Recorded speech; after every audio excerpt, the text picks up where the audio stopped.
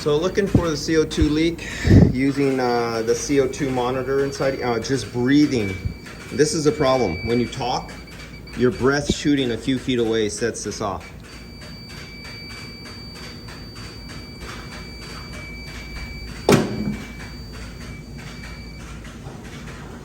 Now we're redoing this work that somebody else already did before, and they burnt the valve and it was leaking out of the valve stem inside here. It was bubbling out. So that's a new janky little Home Depot ghetto job there.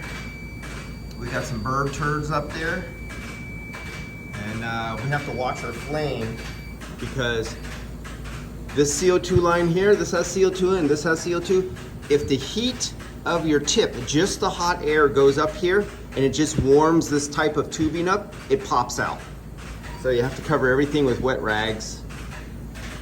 And you have wires all over here. This all had to be covered with wet rags because everything wants to shrink. But there's no bubbles. If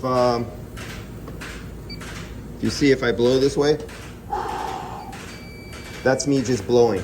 Just my breathing setting this off. So let's go back to parts per million mode.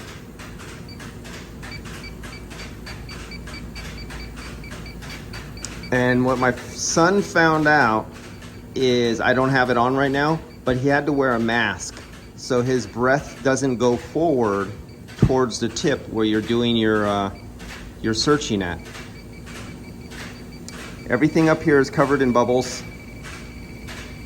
I don't see nothing. There's no bubbles coming out now, but before it was just hissing out. It was pissing out bubbles out of the packing here. It was pissing out the joint up here, over here, and then several other spots. So it was pissing out. This big one up here was pissing out, leaking CO2, and then several throughout the building. But we're looking like we're good now.